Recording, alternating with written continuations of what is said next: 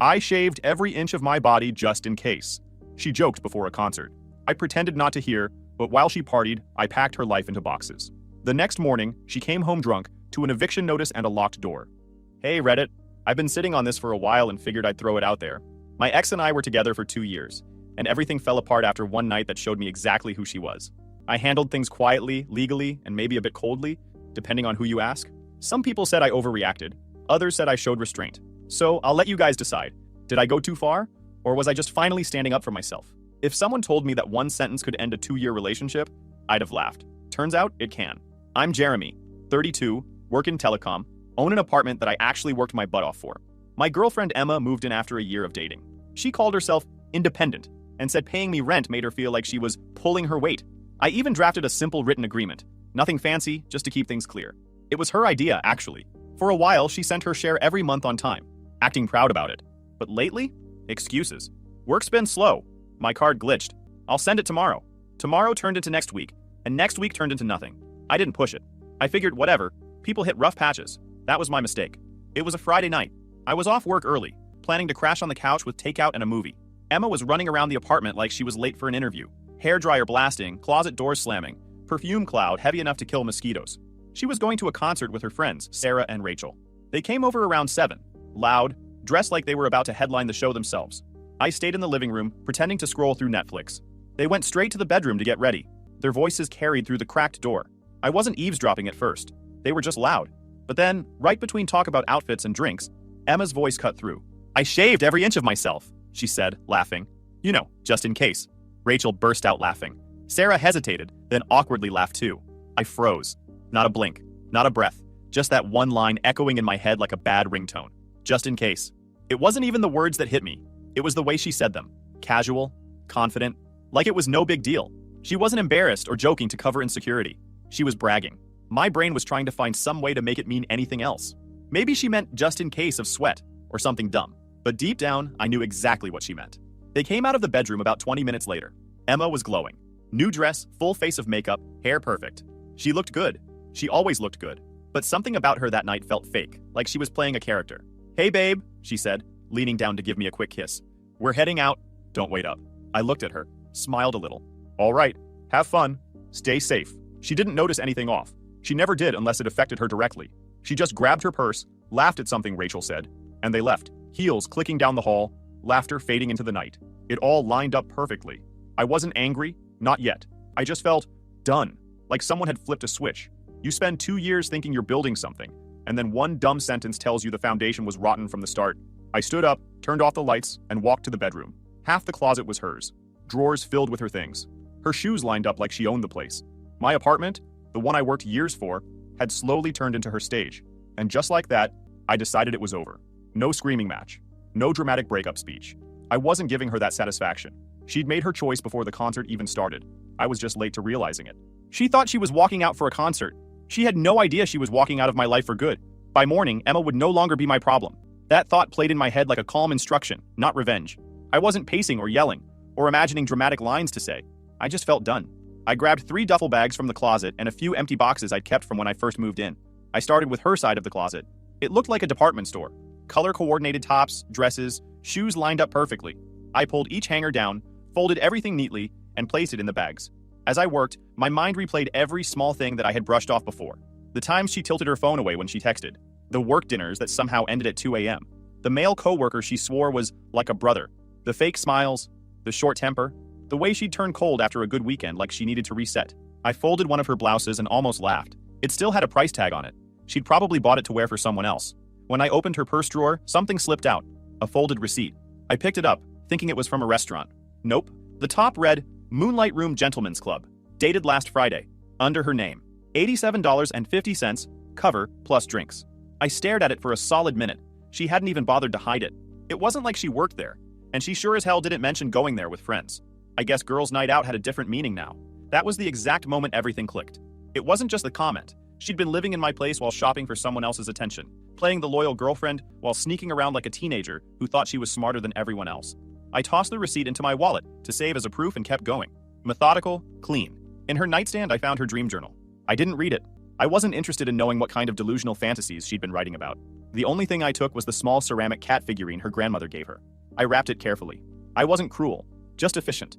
By 2:30 a.m., her side of the bedroom was spotless. It didn't even look like she'd ever lived there. I took the boxes to the living room and stacked them by the door. I stepped back and looked at the pile by the entrance. 6 boxes, 3 bags, and her purse on top. I checked my phone clock, 3:17 a.m. I snapped a photo of the stack, timestamp included. Not for bragging, just in case she tried to pull something later. Documentation was my insurance now. When I finally went to bed, I locked the bedroom door behind me. It wasn't fear, just prevention. I knew she'd be coming back late and drunk. Emma was predictable that way. At 4:03 a.m., the front door clicked open. Then came the sound of heels. Uneven steps, a stumble, a crash. What the? Her voice slurred, followed by the thud of boxes tipping. Jeremy? I stayed silent. She moved around, rustling through the boxes, realization slowly sinking in. Jeremy, what is this? She yelled, voice cracking. Are you serious right now? She tried the bedroom door. The handle shook, then came pounding. Open the door! What the hell is all this? Why is my stuff by the door? I slipped in my earplugs and laid back. Her yelling turned from confusion to anger, to full-blown sobbing. You're overreacting. You can't just throw me out like this. I didn't respond. I didn't even flinch. The more she screamed, the calmer I felt. After about 20 minutes, the noise stopped. I heard shuffling, then the front door creak open. She started dragging her boxes out one by one. It sounded like punishment in real time.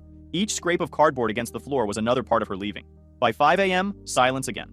The apartment felt completely still. I closed my eyes and finally relaxed. No rage, no regret, just relief. Emma could spin whatever story she wanted later. Cry to her friends, play the victim. None of that mattered now, because everything she owned was gone. And for the first time in a long time, everything that mattered to me was right where it should be. I woke up around 8 a.m. with the kind of peace that didn't feel real at first. No alarms, no perfume smell lingering in the hallway, no passive-aggressive music blasting from the bathroom. Just silence. The sunlight coming through the blinds felt different, clean. When I walked into the kitchen, the first thing I saw was a crumpled note on the counter. My name was written across it in big red lipstick, messy letters. The paper had smudges on it. Mascara or tears, probably both. I didn't bother reading it. I just looked at it for a second, then tossed it straight into the trash. Whatever she had to say came too late. I made coffee, and while waiting for it to brew, I noticed something off about the living room. The rug was crooked, like someone had dragged something heavy. I followed the marks and saw the TV. It had a crack running across the screen, dead center. Closer look, a heel mark, like she'd kicked it or hit it on purpose. Next to it, one of the vases I'd bought during my first year here was smashed into a pile of white shards. The cabinet corner was dented, and a photo frame had fallen face down. So, she didn't just pack and leave, she threw a mini tantrum on her way out. This was classic Emma. Couldn't handle being ignored, so she made sure to leave a mark. I actually laughed a little, not because it was funny, but because it was predictable. I took out my phone and started taking photos. Wide shots, close-ups, timestamps, every angle. If she thought she could come back crying about how unfair I was, she was going to find out that actions have paperwork attached. After cleaning up a bit, I called my sister, Lauren. She's 5 years older, an attorney, and probably the only person on earth who could stay calmer than me in a disaster. She answered on the second ring. You sound weirdly relaxed, she said. I had a productive night, I told her. Emma's gone. There was a pause. You kicked her out? She kicked herself out. I just helped her pack. I explained what happened. The overheard comment, the packing, the meltdown at 4 a.m., and the damage I just found. Lauren didn't gasp or scold. She just went into lawyer mode immediately. All right, she said. First, document everything. Photos, timestamps, keep them backed up. Second, file a police report for property damage. It doesn't need to be dramatic, just official. Third, change your locks today. And last, make sure she can't claim tenant rights. Tenant rights? I asked. Lauren said, since you own the apartment and her name isn't on any lease or title, she's not a legal tenant, just a guest with a private rent agreement. And since she stopped paying, that agreement's already broken. You had every right to end it and tell her to leave. She can't claim residency or tenant protection. I'll text you the exact statute just in case she tries to pull something. I opened my laptop while she talked and started downloading the photos from my phone. I could already feel my calm shifting into focus again. Lauren wasn't just a lawyer, she was a problem solver. And right now, Emma was a problem that needed to stay gone. By the way, Lauren added, did you ever take your name off that BMW loan? I froze. No, she still has it. She's been paying it though. Right, but you're the co-signer, remember? That means if she misses a payment or decides to play games, they'll come after you. You need to keep tabs on that, especially now that she's angry. She wasn't wrong. The BMW was her dream car. A sign of success, she'd called it. Her credit was trash when she applied, so she begged me to co-sign. Said it was temporary, that she'd refinance once she built her credit. 2 years later, she never did. All right, I said. I'll dig out the paperwork. Good. And Jeremy? Yeah? Don't feel bad. She made her choices. You're just making sure she lives with them. I couldn't help but smirk. You should have been a therapist. Trust me, she said. Law is cheaper than therapy. After the call, I grabbed my jacket and drove to the hardware store. The locksmith came by noon. Watching him change out the locks felt better than any closure talk could have. When he handed me the new keys, I felt like the place was finally mine again. Not ours, mine. I filed the police report later that afternoon. The officer who took it barely blinked when I explained. Probably not the first time he'd heard about someone's ex going berserk with heels and household items. Once that was done, I scanned the BMW loan papers. My name sat neatly beside hers, just waiting to be financially dragged through the mud if she decided to get petty. I placed the documents in a folder labeled Emergency Emma. Fitting title. By evening, the apartment was quiet again, the way it used to be before she moved in. I reheated leftovers and thought about how she'd probably tell everyone I'd lost it. Let her talk. I had photos, a police report, and peace of mind. And for the first time in months, I didn't feel like I was living with a stranger. I was just living, finally, in my own space. That peace lasted about 48 hours before Emma did what entitled people always do when reality doesn't go their way. She made up her own version. It started Saturday afternoon. My phone buzzed nonstop with messages from mutual friends. I ignored them at first, assuming it was leftover group chat noise. Then my buddy Tom called. He doesn't call unless it's serious. Dude, he said, sounding hesitant. You should probably know what Emma's saying. I leaned back in my chair. Go ahead. I could use a laugh. She's telling everyone you snapped on her out of nowhere. Said you kicked her out while she was asleep. That you've been cold for months, made her feel unwanted, and apparently you're emotionally unavailable. I actually laughed out loud. Emotionally unavailable? That's rich. She used my credit score to buy a BMW and still couldn't pay fake rent on time. Tom sighed. Yeah, I figured it was crap, but she's got a few people believing her. She's crying in the group chat, saying she has nowhere to go and that you threw her away like trash. It's dramatic. Sounds like her all right, I said. Queen of victimhood. Do you want me to say something? No, I replied. Let her talk. I'll handle it. I hung up and scrolled through my messages.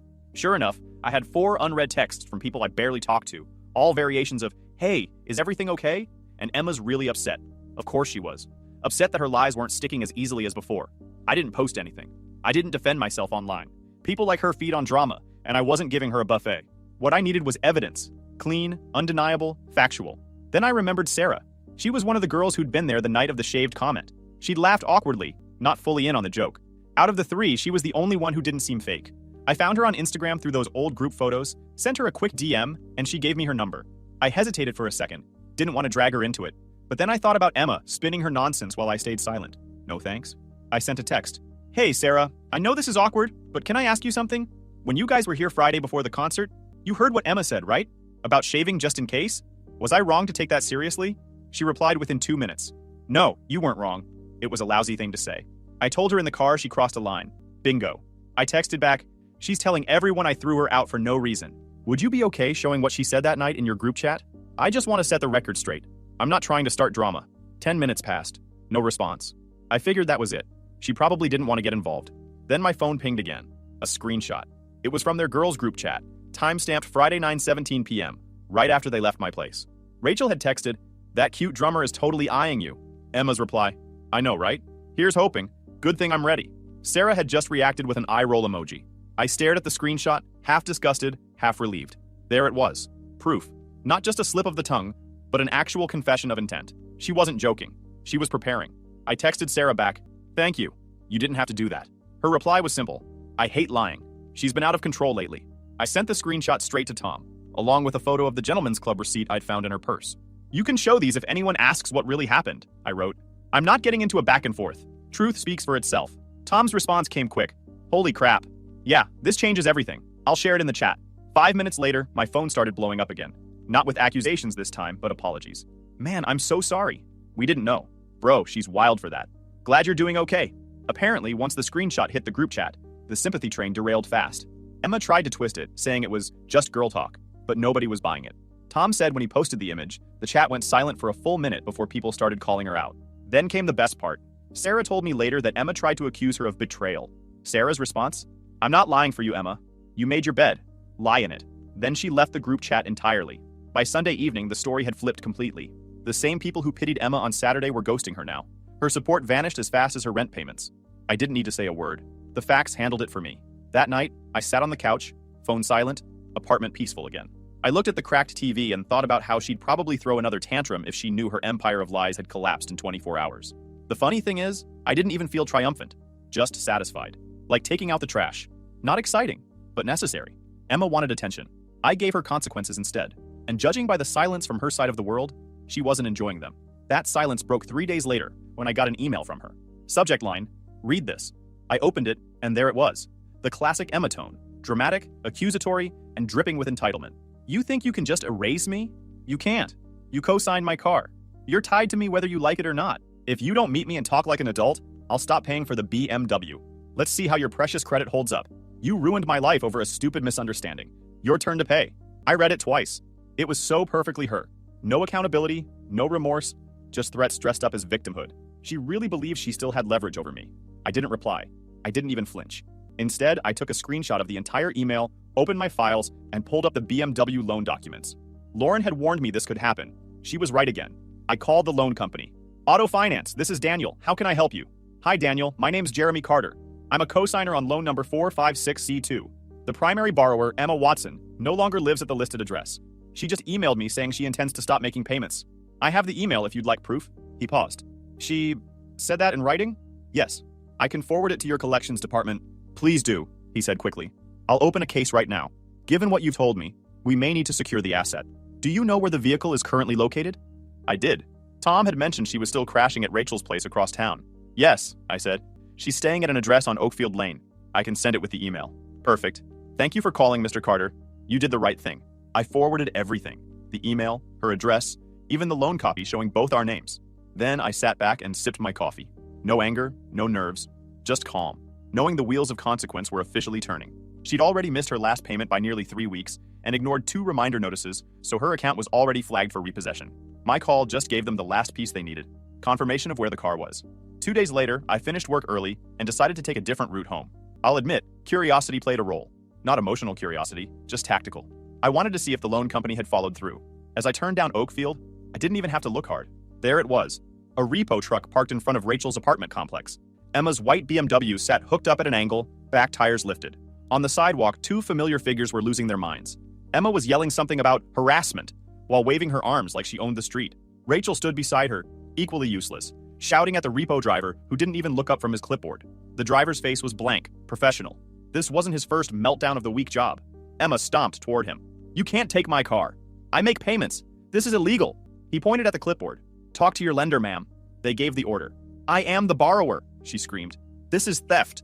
He didn't bother answering. He just motioned to his partner, who tightened the toe straps. The look on Emma's face was pure disbelief, the moment someone realizes the world doesn't bend to their ego. She shouted something I couldn't hear, then threw her purse at the curb in frustration. Rachel tried to calm her, but Emma shoved her away. I stayed in my car, a few cars back in traffic.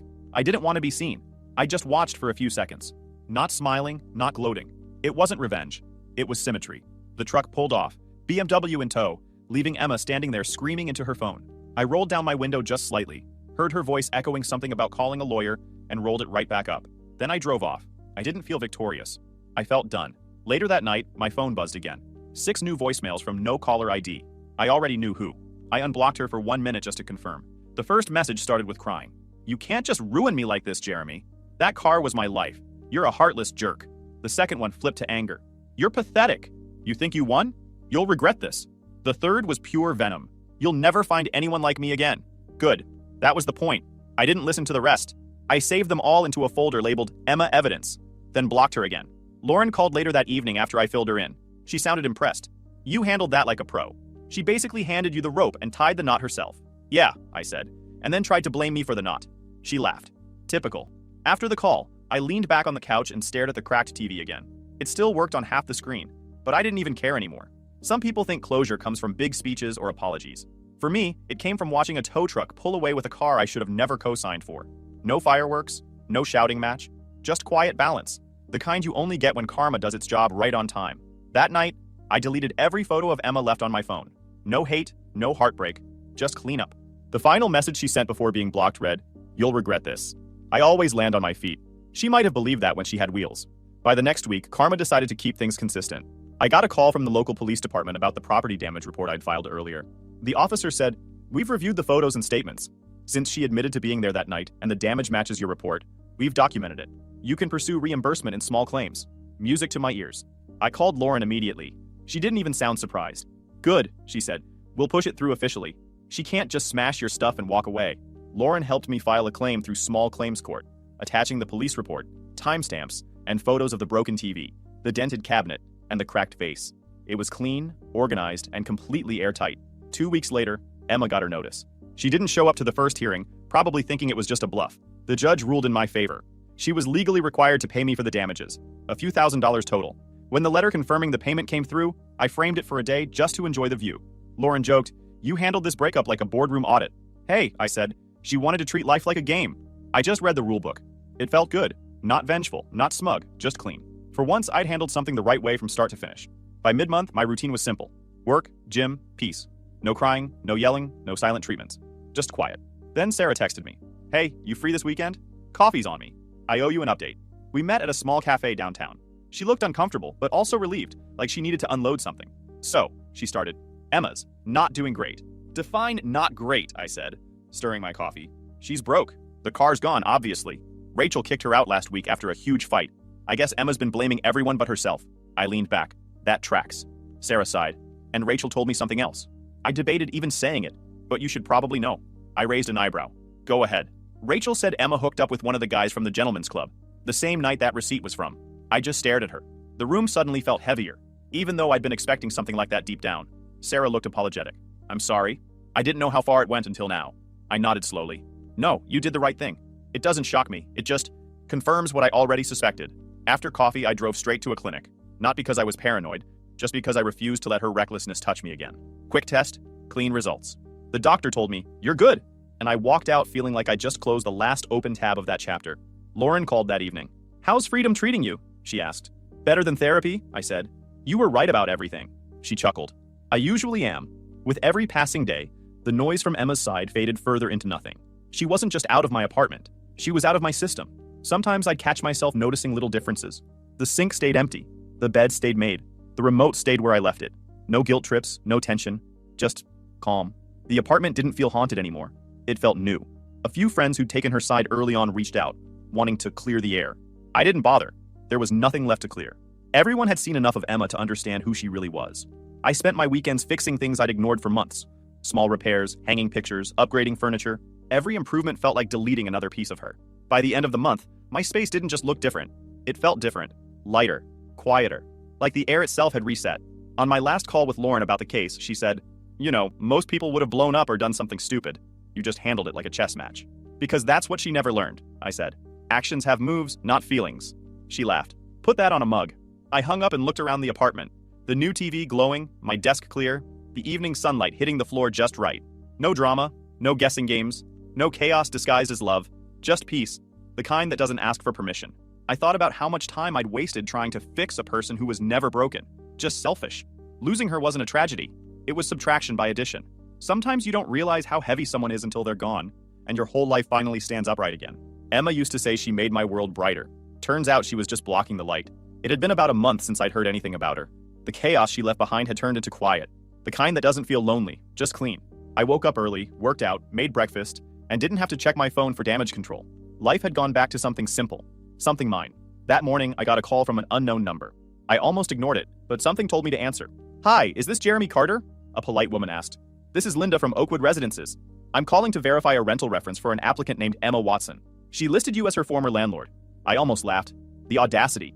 "Sure," I said, keeping my voice professional.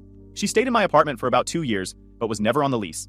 She was a guest with a private agreement to contribute rent." "I see," Linda said, her tone tightening. "Were those payments on time?" "Not always," I replied. "She was late several times and eventually stopped paying entirely." "Understood. Any issues with property damage or conduct?"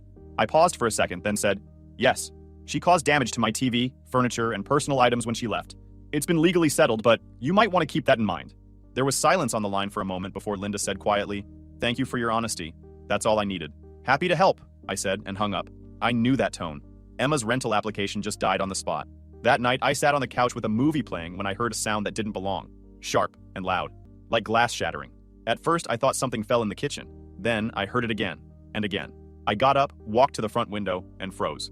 In my driveway, under the streetlight, stood Emma, swinging a hammer straight into my car windshield. The first hit had cracked it. The next few were pure rage.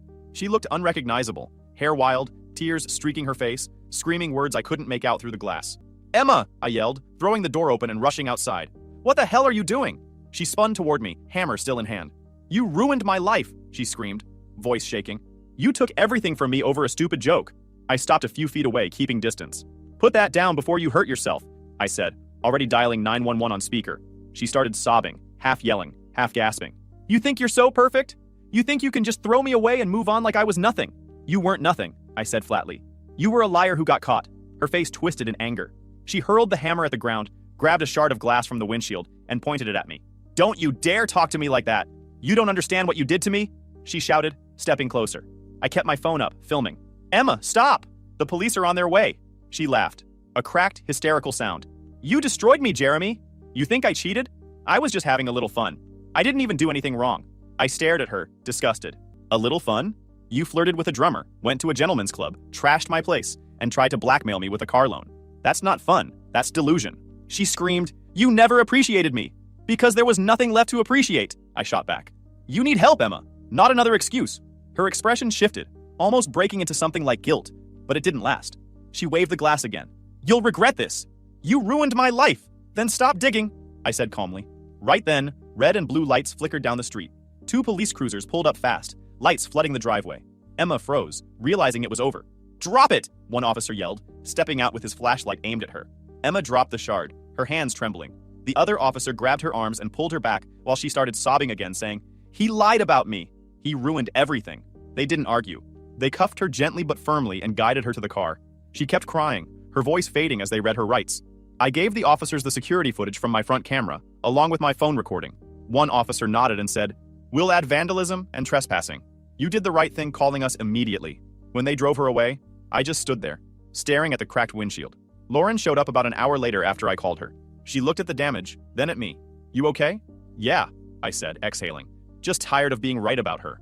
Lauren gave a half smile. You want to file for vandalism, trespassing, and attempted assault? Every single one, I said. She's not walking away from this one. We went over the paperwork that same night. By morning, the report was filed and airtight. Within a few days, word got around, fast. Rachel texted me saying, I'm not associated with her anymore. And apparently, Emma had shown up at Rachel's too, screaming about betrayal before Rachel called the cops herself. Then the news hit Emma's parents. They called Lauren's office trying to ask about the charges, but Lauren didn't budge. Later, I heard from Sarah that Emma's parents were ashamed, completely blindsided. They refused to let her stay at their house after the arrest. And her job? Gone. HR found out about the vandalism and arrest record. Her manager suspended her indefinitely, pending internal review. Translation: career over. Her world crumbled exactly the way she'd built it, loudly and without logic. Lauren handled everything professionally, filing for restitution again. Emma didn't even show up this time. When the dust settled, I got my car fixed. New windshield, new paint, clean slate. Standing in the driveway after it was done, I realized how poetic it was. She'd literally tried to break what I built, and all it took was a repair bill to erase her damage completely. I didn't think about her much after that. Occasionally, her name came up through someone who used to know her. The story always ended the same. Jobless, homeless, cut off. I didn't feel sorry for her. I just didn't feel anything at all. That night, I sat in my living room, lights dim, looking out at the calm street. No yelling, no chaos, no broken glass. Just peace. Emma thought I ruined her life because I wouldn't let her keep wrecking mine. But the truth? She did it all by herself. She called it love. I called it survival.